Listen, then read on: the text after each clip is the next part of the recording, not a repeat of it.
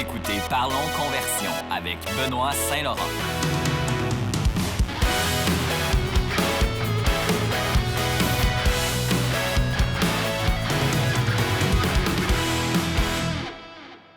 Bonjour à tous et bienvenue à un nouvel épisode de Parlons Conversion. Ça fait longtemps qu'on s'est pas revus. On est pas mal occupés de notre côté, donc des fois c'est difficile de faire le nombre d'épisodes que je veux faire une fois par semaine. Je pense qu'on va définitivement réduire la fréquence des épisodes, peut-être 2 fois par mois. Je pense que c'est quelque chose qui ferait pas mal de sens parce que je vais commencer à utiliser un petit peu plus TikTok aussi pour la création de vidéos, donner des petits trucs de marketing. Fait que j'essaie des petites affaires ici différentes ici et là, mais une fois de temps en temps, je pense qu'il va y avoir un épisode qui va plus en détail sur certains concepts ou certaines stratégies. Je pense que ça vaut toujours la peine. Puis c'est quelque chose que j'aime faire. Donc, on va continuer à le faire, peut-être juste à une fréquence un petit peu moins élevée. On est toujours présentement ici en direct du Brésil. Ça va faire un petit 4 mois bientôt que je suis arrivé. Puis ça va toujours aussi bien. Là, je suis présentement à Mariscal, qui est dans le fond un endroit vraiment bien. Où il y a des belles plages, des très belles plages. Puis voilà, je suis une petite maison qui est pas trop loin de là, avec une bonne Internet en plus. Fait que quoi demander de mieux?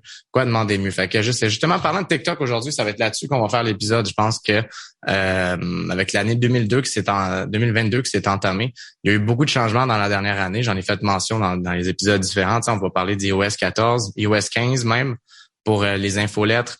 Facebook Ads qui deviennent un petit peu moins efficaces, Google Shopping aussi qui arrive avec Google en général en fait qui arrive avec des nouveaux types de campagnes qui vont vraiment bien en ce moment. Ça va valoir pas mal la peine pour un prochain épisode. Je pense que je vais juste parler des nouvelles campagnes qui s'appellent Performance Max.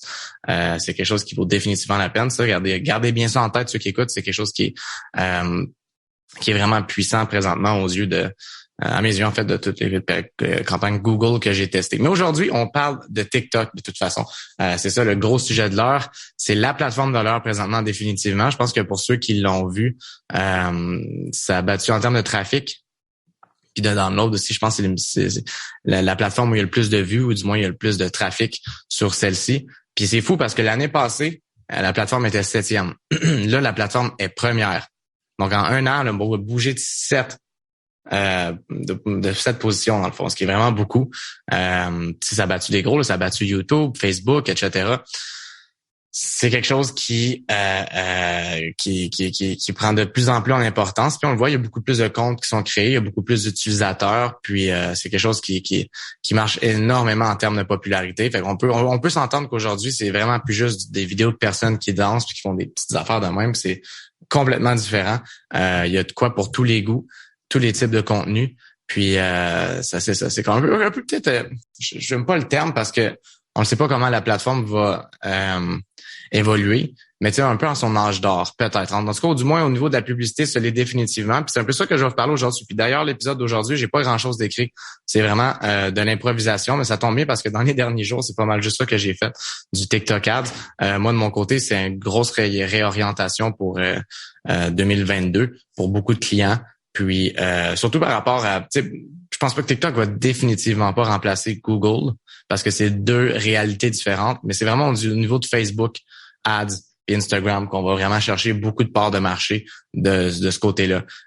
Puis on le sait en plus avec iOS 14, Facebook ils l'ont vraiment arraché, puis le Pixel et tout, l'algorithme est définitivement moins puissant. J'ai encore des clients avec qui Facebook Ads c'est notre cheval de bataille, puis on a des coûts d'acquisition qui sont super intéressants, mais c'est pas tous les clients. Si vous faites la pub locale, par exemple, c'est différent un petit peu parce que bon, vous êtes moins affecté, il y a moins de mesures de conversion, tout dépendant qu'est-ce que vous faites comme genre de publicité, bien sûr, mais définitivement différent. Puis TikTok, où ce que c'est, dans le fond, ce que ça se situe par rapport à tout ça, puis pourquoi peut-être c'est si populaire, c'est que, tu sais, on avait déjà Instagram. Instagram, c'est la plateforme où un peu on va aller voir les photos des gens, on va aller voir peut-être certaines vidéos, mais c'est pas une plateforme nécessairement axée vers la vidéo, sauf peut-être pour les stories. Puis dernièrement, les Reels qui viennent d'être instaurés, mais ça, les Reels, c'est une contre-attaque à TikTok. Un peu comme les stories, en fait, Instagram, dans le temps, là, c'était vraiment pour combattre, on pourrait dire, Snapchat, qui avait un peu ce créneau-là. Puis Instagram, ils ont réussi à voler l'idée pour finalement mettre de l'ombre complètement à Snapchat. On va tous se rappeler de ces jours-là. Il y a encore du monde qui utilise Snapchat aujourd'hui, mais c'est sûr que c'est plus ce que c'était avant.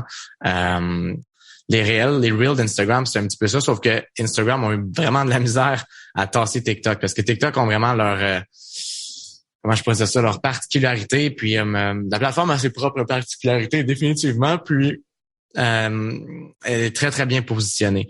Pour ceux qui l'utilisent pas, TikTok, c'est vraiment une plateforme de vidéo. Il y a pas vraiment, on peut publier des photos si on veut, puis il y en a qui le font, puis avec des petits mimes, des fois des trucs de même, mais c'est vraiment axé sur la vidéo. Puis pas juste la vidéo, mais de la vidéo avec le son aussi. Ça, c'est quelque chose qui est vraiment spécial parce que avec Instagram, par exemple, rarement le son était mis de l'avant avec Facebook, etc. C'est toutes les pubs que moi je mettais de l'avant auparavant. On mettait toujours des sous-titres dans les publicités maintenant, pas nécessairement obligatoire. Définitivement pas sur TikTok. Le son est quand même pas mal important. La musique est très, très, très importante. C'est ça qui va vraiment apporter, on pourrait dire, la valeur à certaines vidéos des fois, puis permettre de faire la vidéo et faire en sorte qu'elle soit vue dans le fond. Dans le fond, pour vous expliquer un petit peu comment ça fonctionne, TikTok, c'est là où c'est différent d'Instagram, c'est que sur TikTok, le contenu est distribué, je veux pas dire de façon aléatoire parce qu'il y a un algorithme derrière ça, mais c'est pas nécessairement juste les pages des personnes qu'on suit dans lesquelles on va voir le contenu dans notre fil. Ça va être n'importe quel genre de créateur de contenu. Puis c'est là où c'est intéressant parce qu'il y en a beaucoup qui arrivent à tirer leur épingle du jeu à cause de ça. Parce que mettons avec Instagram, on veut découvrir une page ou quelque chose comme ça. Il faut aller chercher un peu nous-mêmes pour trouver cette page. Tandis que sur TikTok, le but c'est de scroller puis de voir un paquet de vidéos différents, dans le fond, sur des sujets X. Puis dans le fond, l'algorithme présente le contenu en fonction de comment tu l'utilises sur la plateforme. Fait que si l'algorithme il voit que tu utilises énorme, que t'aimes ça regarder des vidéos juste de life hack, là, tu sais, des DIY puis des trucs de même, do it yourself, c'est ça, DIY. Ben là, à ce moment-là, ben tu vas avoir plus de vidéos comme ça. T'aimes voir des petites vidéos de danse, ben tu vas avoir beaucoup de vidéos de danse. Ça va aussi jouer en fonction de ta localisation. Comme moi, par exemple, présentement, je suis au Brésil. Puis à cause de ça, ben je vois beaucoup de vidéos en portugais. Donc l'algorithme n'est pas encore parfait non plus parce que moi présentement, comme je vous donne un bon exemple, je suis pas un énorme utilisateur de la plateforme au niveau consommation, surtout au niveau publicitaire, c'est une autre histoire, mais au niveau consommation, je les regarde une fois par jour, peut-être même un peu plus, de plus en plus définitivement. Puis je remarque des fois c'est ça, c'est pas toujours du contenu qui est super super pertinent pour moi, mais d'un autre côté, je suis pas un gros utilisateur non plus. Puis plus tu vas réagir à certains types de vidéos ou regarder certaines vidéos au complet, ben à ce moment-là, ça va te donner dans le fond du contenu davantage pertinent à tes yeux. Donc c'est vraiment quelque chose qui se fait à travers le temps. C'est un petit peu ça la différence. Il y a les hashtags aussi qui vont jouer une certaine importance aussi. Mais c'est un petit peu comme ça que ça fonctionne, la plateforme, dans le fond. Fait que c'est pour ça que on voit beaucoup d'influenceurs du jour au lendemain. On appelle ça des influenceurs TikTok. C'est peut-être plus facile de percer maintenant sur cette plateforme-là que, par exemple, sur YouTube ou sur Instagram où c'est complètement saturé.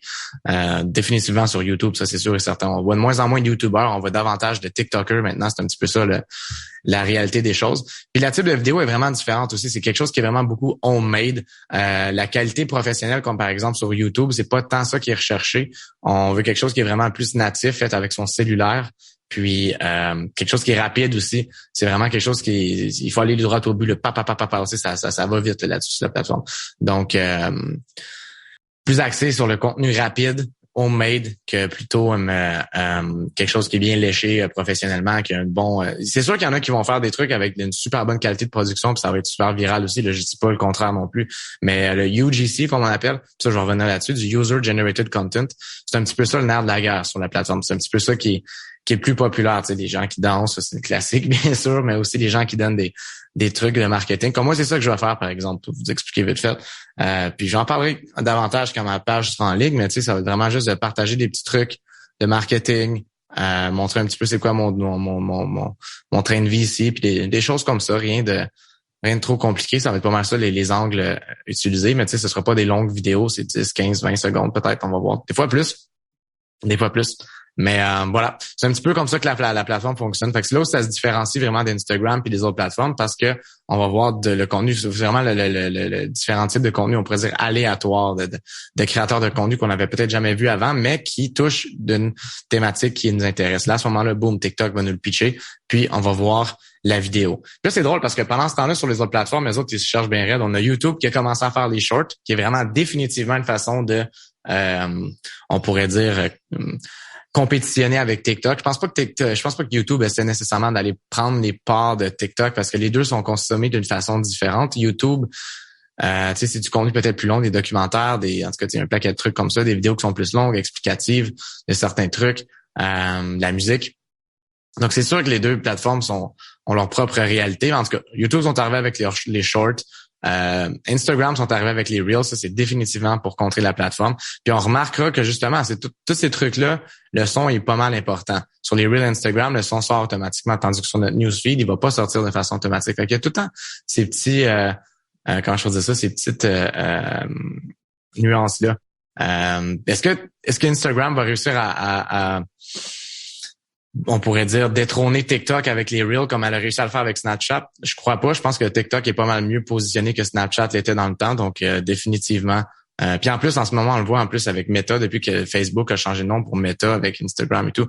Mais Facebook, de leur côté, ils perdent des utilisateurs pour la première fois. Ça a été reporté il y a pas longtemps. Je vous dirais qu'ils l'ont pas facile cette année, nos amis de Facebook. Puis honnêtement, entre vous puis moi, à cause du service à la clientèle qu'ils ont pour la publicité, je vous dirais qu'on ne dérange pas en tout.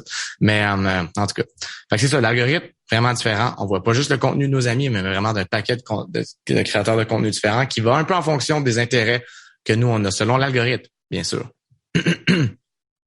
C'est quand même pas mal addictif d'ailleurs comme plateforme en passant avant que je saute là, sur quoi faire comme publicité parce que c'est ça qui nous intéresse aujourd'hui. Là, je suis là pour vous parler de publicité sur TikTok parce que maintenant on peut en faire.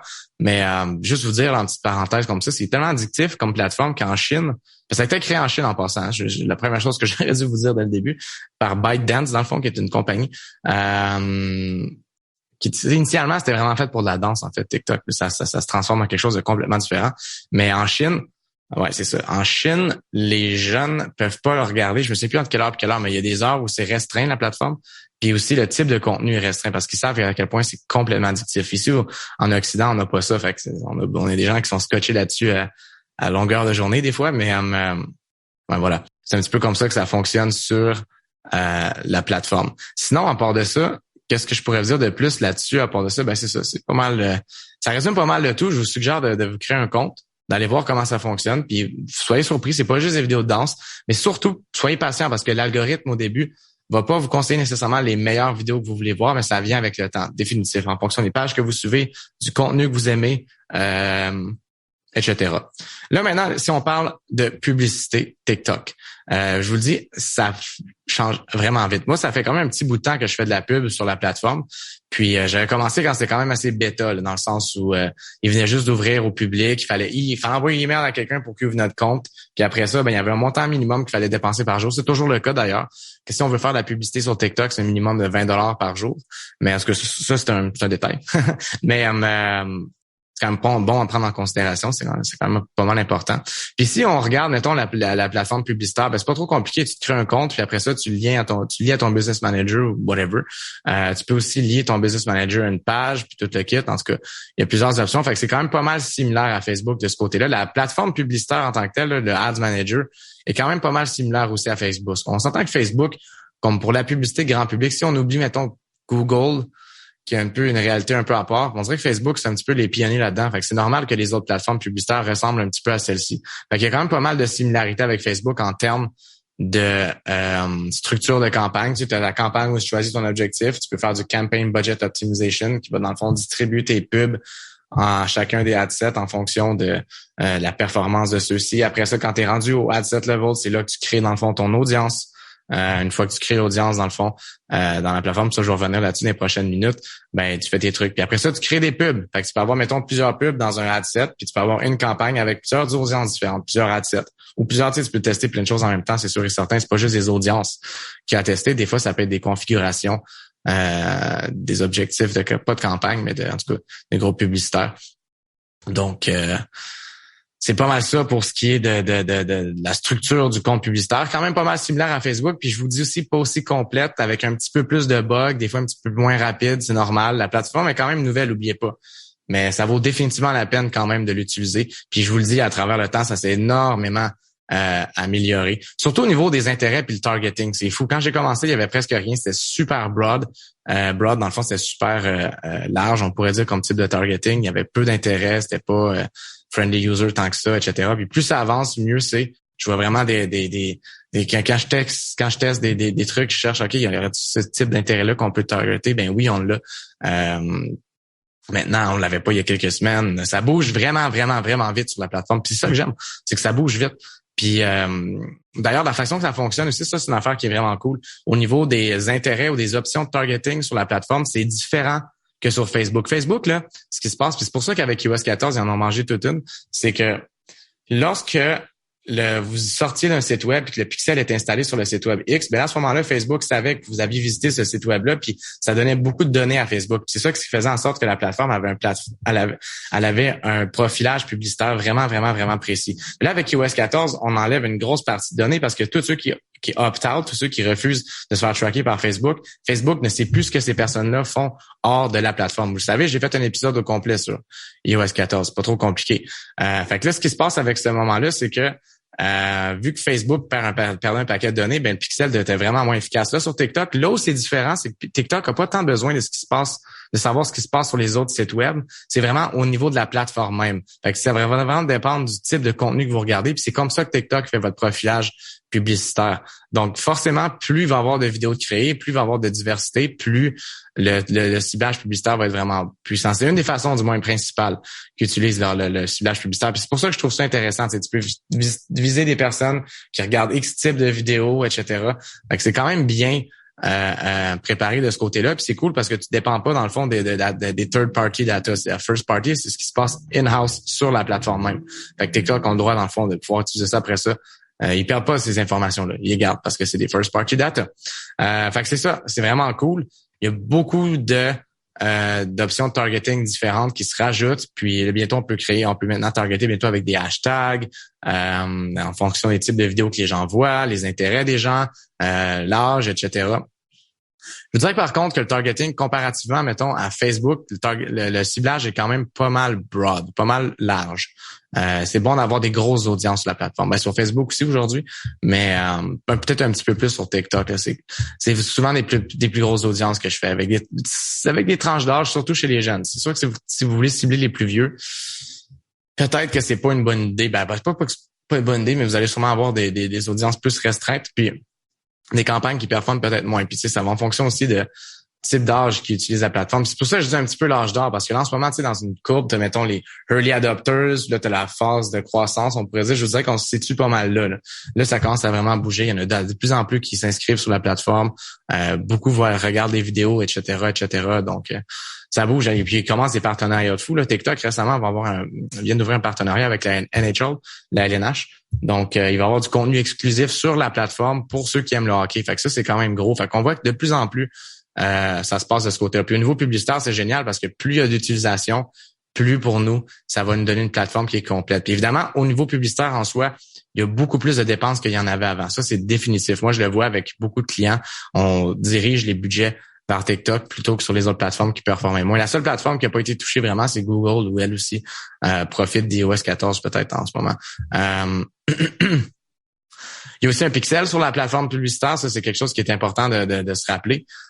Le pixel, c'est un petit peu comme avec Facebook. On peut soit l'utiliser juste avec le script ou dans le fond, on va perdre ce que les autres utilisateurs d'iOS 14 vont faire. Ou bien, on peut avoir le pixel avec le API, on pourrait dire, pour la mesure des conversions. Fait que là, même ceux qui ont opt-out avec iOS 14, on peut quand même mesurer les ventes. Sauf qu'on va pas obtenir, par contre, énormément de données sur ceux-ci lorsqu'ils quittent la plateforme, même si le pixel est installé. Mais au niveau de la suivi des conversions, grâce au API, ça permet vraiment de faire un suivi qui est très efficace des ventes. Puis une autre affaire aussi qui est importante à se rappeler, d'ailleurs, un petit pour ceux qui font du e-commerce puis qui nous écoutent puis qui voient, mon Dieu, il me semble que j'ai mon coût à acquisition, il est plus élevé sur TikTok. Faites attention parce que la mesure des conversions sur TikTok est faite différemment que sur Facebook. Sur Facebook, c'est, mettons, la fenêtre d'attribution là pour une conversion, c'est, mettons, un one last click 7 days. Fait que, mettons, si la personne a cliqué il y a 7 jours ou vu la pub il y a un jour, ben là, à ce moment-là, boum, c'est considéré comme une conversion.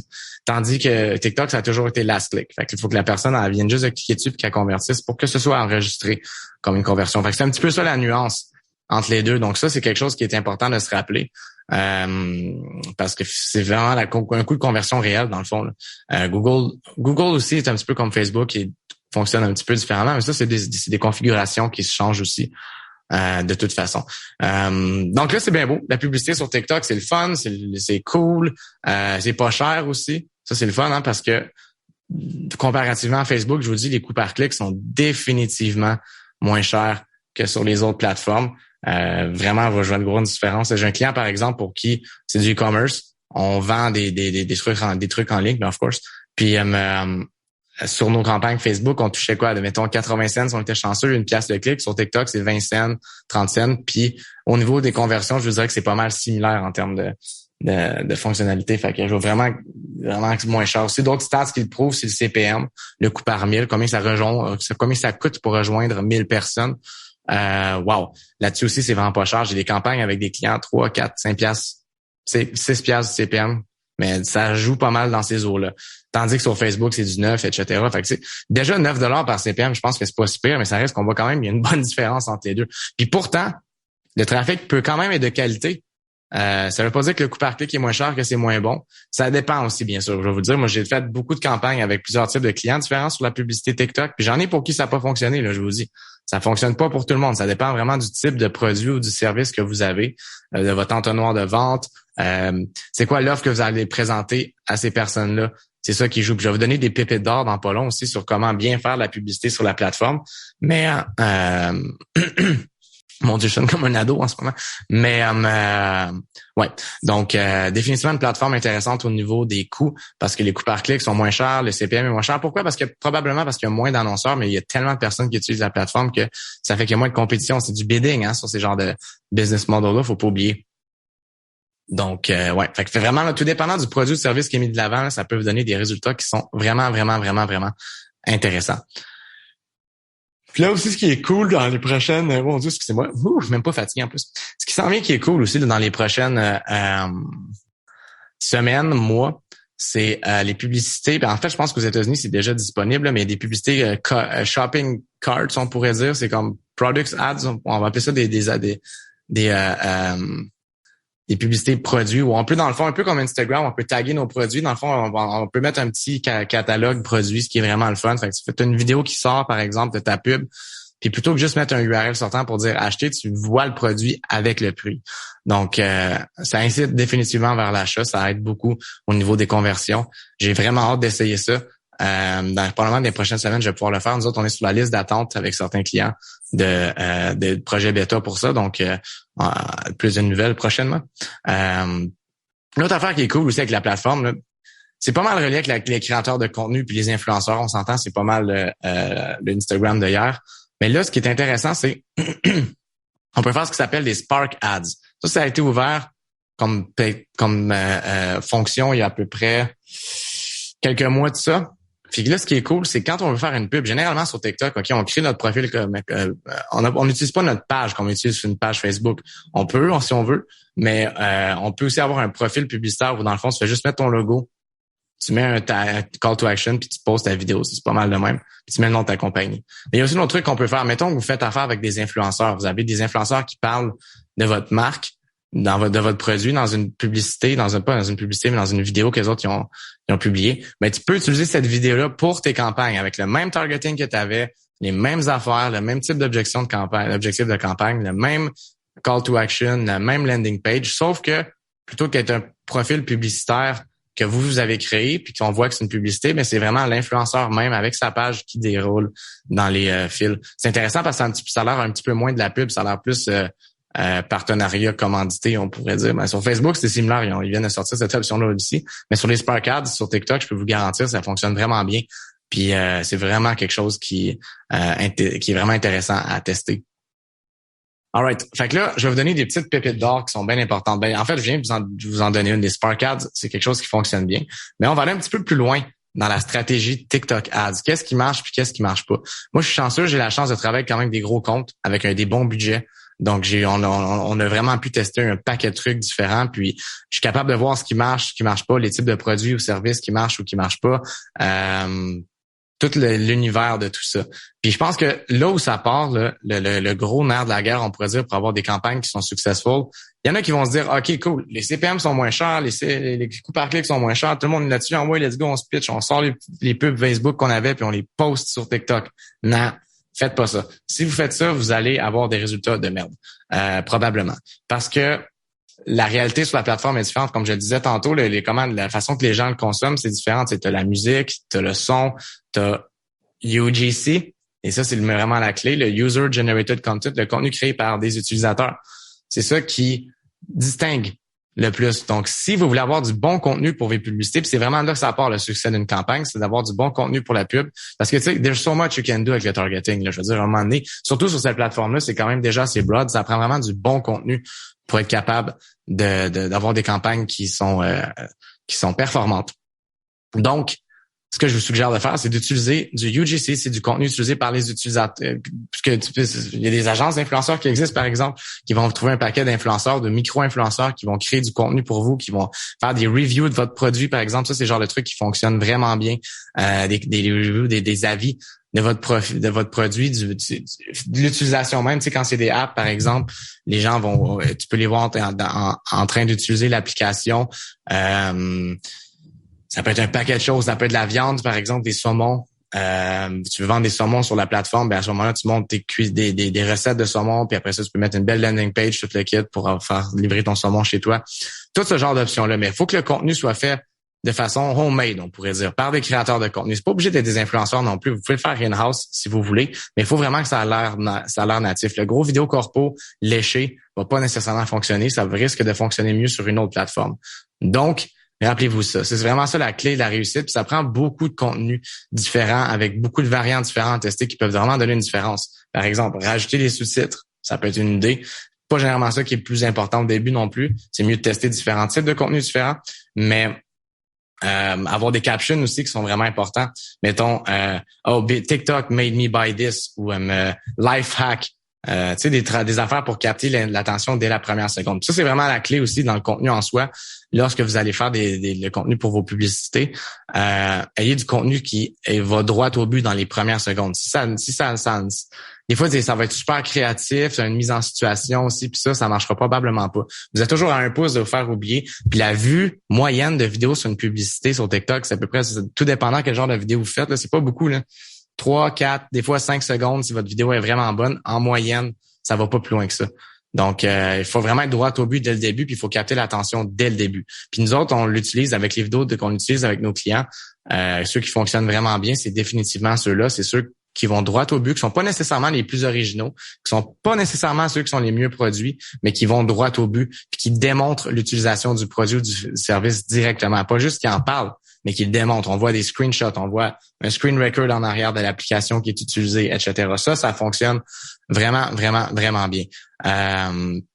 Faut être prêt aussi à mettre un certain budget, on pourrait dire, dans le fond, pour être capable au moins de tester différents contenus, parce que des fois, ça se pourrait qu'un ne fonctionne pas, puis l'autre fonctionne. Puis des fois, l'idée qu'on a, c'est « Ah, mon Dieu, lui va mieux fonctionner », quand dans le fond, c'est pas vrai. Ça, c'est quelque chose qu'il faut prendre en considération. Il faut vraiment tester pour savoir. Puis, c'est quand même pas mal intéressant. Faites une petite affaire, par contre, un petit bémol. Quand vous faites du testing de contenu, des fois, c'est mieux de séparer en groupe publicitaire, en ad set, plutôt que dans la même ad set, parce que TikTok, ce qu'ils font, là, des fois, c'est traître un peu, là, c'est fatigant. C'est qu'ils vont choisir un gagnant, exactement comme avec Facebook, en fait, puis Google, à une certaine mesure. Ils vont choisir une publicité gagnante, puis ils vont juste la montrer aux autres. Donc, mettons, il y en a une qui a un CPM qui est moins élevé, elle a plus de clics, ci ou ça. TikTok voit qu'elle est plus populaire, même si les autres ont pas eu le temps d'être testés. Ben, il va juste donner l'attention à celle-là. Fait que si tu divises en faisant un gros publicitaire, ben, à ce moment-là, le budget alloué va être la même pour les deux groupes publicitaires, puis tu es sûr que l'autre pub elle va être vue. Puis tu peux savoir si elle est bonne ou pas à ce moment-là. Puis évidemment, si tu veux savoir la vraie deal, faut que tu testes deux audiences qui sont pareilles quand tu fais ça. Sinon, c'est comme ben là, peut-être que la nouvelle vidéo a fonctionné à cause que c'est une autre audience différente aussi. Puis ça, fait que faut pas faire ça.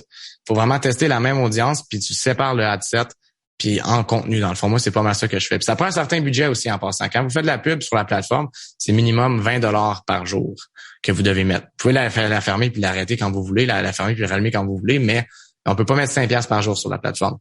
Ben, vous pourriez techniquement, I guess, partir un petit life hack ici. Vous pourriez partir votre pub, mettons, après 10$, vous la fermez, la campagne, puis vous repartez le lendemain, mais en ce cas, c'est du trouble en s'il vous plaît. Je l'ai dit, le targeting est plus broad un petit peu plus large, fait que c'est moins ciblé peut-être que sur Facebook. Et on peut faire des lookalikes aussi sur la plateforme. Je vous avoue que j'en ai pas tant testé parce que moi, j'aime ça y aller vraiment broad avec les types de services et produits que nous, on a mis de l'avant. C'est vraiment ça la clé. Puis c'était vraiment au niveau du contenu, encore une fois, là, je vais répéter, le UGC, c'est vraiment important.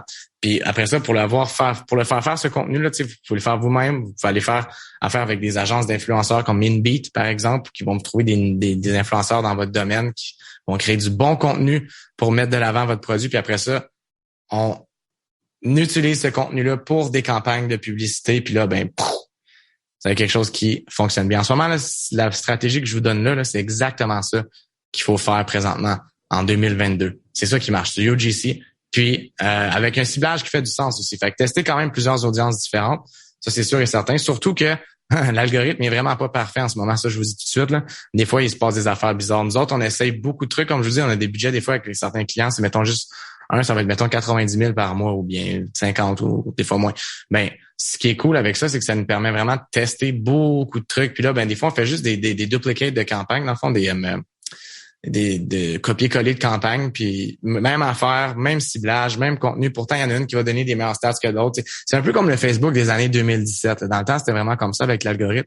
Là, ça a changé. L'algorithme était devenu plus puissant ici et ça. Sur TikTok, c'est pas encore rendu là. Fait que il y a beaucoup de tweakage à faire quand même, beaucoup de calibrage à faire, mais bon, c'est le fun en même temps de le faire. Puis bon, pour moi, c'est cool parce que j'aime ça tester des petites affaires différentes aussi. Petit truc que je peux vous donner aussi dans vos publicités, il y a toujours du son. Ça, c'est quand même pas mal important parce que c'est une plateforme, comme je disais tantôt, de son. Je connais pas les stats exacts, mais je pense que 90% ou 80% des gens qui écoutent TikTok, c'est avec du son.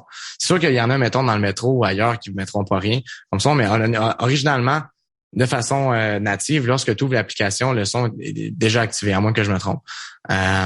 Donc, ça, c'est quelque chose qui est à prendre en considération. Puis faites attention, vous pouvez pas utiliser des musiques, la musique qui vous appartient pas pour la publicité. Donc, ça, faites attention là-dessus, vous pourriez avoir des petits problèmes. Sinon, pour ça, ce que je peux vous donner aussi en passant, si vous savez pas par où commencer, là, il y a un outil génial. Je pense qu'on va conclure là-dessus parce qu'après ça, honnêtement, j'ai plus grand chose à dire sur. Je peux vous dire, je vais vous donner d'autres petits trucs d'audience aussi, là, d'autres petits trucs, mais une affaire qui est bien importante là, pour le contenu. Si je conclue au moins sur le contenu, c'est aller voir la librairie publicitaire de TikTok. TikTok nous montre les pubs qui fonctionnent le mieux. Vous pouvez regarder, vous filtrer en fonction du type de publicité. Est-ce que c'est des pubs c'est pour du app install? C'est-tu pour des conversions? C'est-tu pour la vue de vidéo? Est-ce que c'est dans le type d'industrie X, dans le linge, dans le cuisine, en tout cas, les applications, etc. Donc, on peut se filtrer puis regarder celles qui fonctionnent le mieux puis inspirez-vous de ça. Regardez les pubs vraiment en détail. C'est quoi le petit mot qui a été utilisé? C'est quoi le petit caption là? Comment que ça a commencé les premières secondes? Les couleurs, le son. Faut vraiment regarder ça en détail. Moi, je m'amuse à faire ça au moins une fois par 2 jours. Je regarde ce qui fonctionne le mieux. Puis ça donne des idées. Je prends des notes, j'envoie ça à ma gang. J'ai gang, on a un petit ça, on pourrait essayer tel truc, blablabla. Puis après ça, etc. Donc, c'est vraiment génial. C'est vraiment génial. Ça montre ce qui marche. Puis on voit pas ce qui marche pas. Mais c'est pour ça que je trouve ça génial. Fait que je pense que ça conclut pas mal de tout sur le contenu. Puis après ça, au terme de comme je le disais, c'est vraiment ça qui est le nerf de la guerre, le UGC. Le contenu fait pour la plateforme. On veut pas quelque chose qui est trop liché. Puis tester différentes vidéos, c'est bien important. Sinon, pour ça, au niveau du targeting, il y a plusieurs choses que vous pouvez faire. Moi, je vais quand même généralement assez broad, assez large dans le fond. Puis je laisse un peu l'algorithme pitcher la pub à ceux qu'il faut.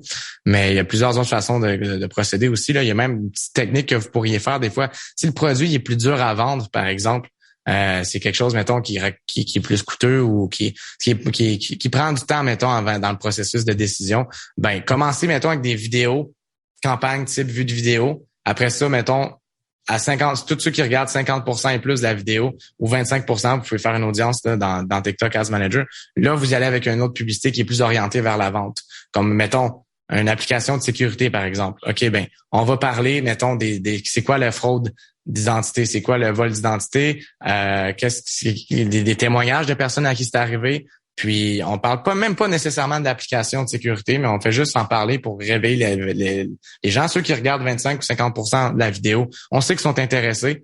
Fait que dans une autre vidéo, on peut faire un genre de testimonial du produit, dans le fond, pour expliquer, hey, Ça, est-ce que tu as déjà été au courant de ce que ça existait? Ben regarde, on a une application qui vient sauver pour ça. Ça inclut un VPN, ça inclut ci, etc. Fait que ça, c'est vraiment le genre de truc qui fonctionne bien, des funnels du genre.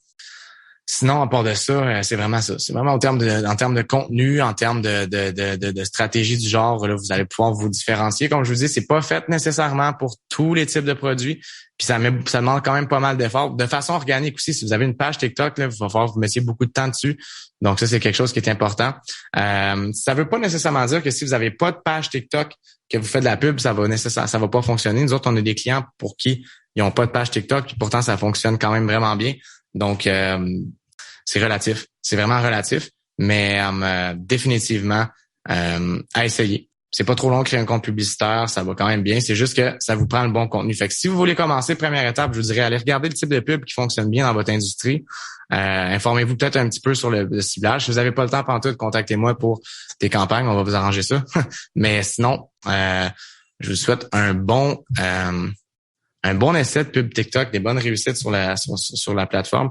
Même qu'au Québec en général, France aussi peut-être. C'est pas la plateforme la plus utilisée, la plus populaire. Donc il y a beaucoup de place à opportunité là-dessus parce que en plus le contenu des pubs est souvent en anglais. Donc sauter dans le bandwagon avant qu'il soit trop tard. Fait que là-dessus, je vais vous laisser. Moi, je vais aller justement faire une maintenance de campagne TikTok. Donc bonne journée à tous. On se reparle pour un prochain épisode bientôt.